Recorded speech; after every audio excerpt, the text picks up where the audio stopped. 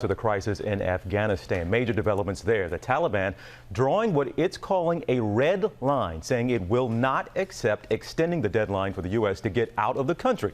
That deadline exactly a week away amid the mad scramble to get Americans and American allies out. Our Ian Panel is at the airport in Kabul for us with the very latest.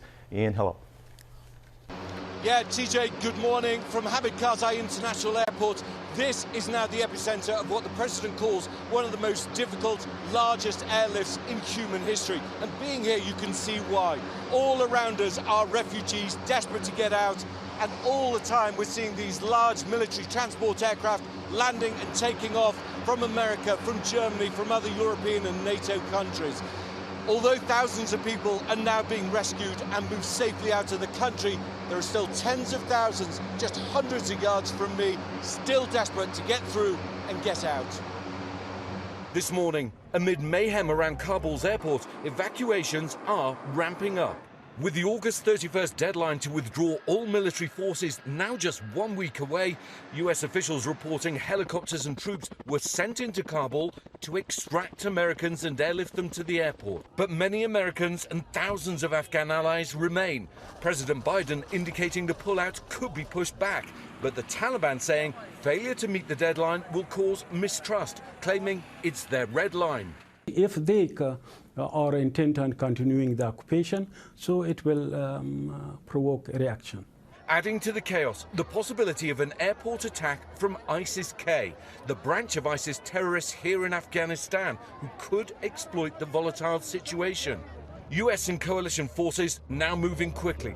Planes flying almost 11,000 people out over a 12-hour period Monday, more than twice the number of people evacuated in the same period Sunday. Hundreds now arriving in Virginia and dispersing to Fort McCoy, Fort Lee, Fort Bliss and Joint Base McGuire-Dix Lakehurst. Afghan refugees forced to leave everything they know behind. Friends, families, homes and their country. Like this man who just arrived in Seattle with his wife and 6 children.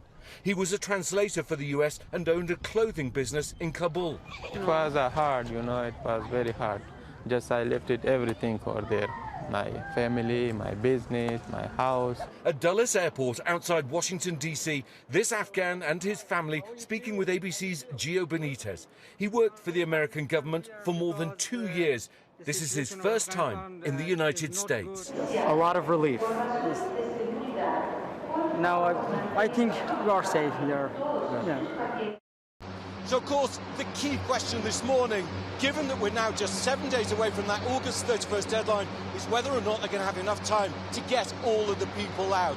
We're now hearing in reporting from the Washington Post that senior US officials are saying that the director of the CIA, William Burns, had a secret meeting with Mullah Baradar, the de facto leader of the Taliban, here in Kabul on Monday. The CIA aren't confirming any details of that, but of course it would seem inevitable that they would discuss a potential extension. It seems to me at the moment, even at this increased pace, getting everyone out in the next 7 days is going to be an almost impossible task. Well, hey there, GMA fans. Robin Roberts here. Thanks for checking out our YouTube channel. Lots of great stuff here. So go on, click the subscribe button right over here to get more of awesome videos and content from GMA every day, anytime. We thank you for watching, and we'll see you in the morning on GMA.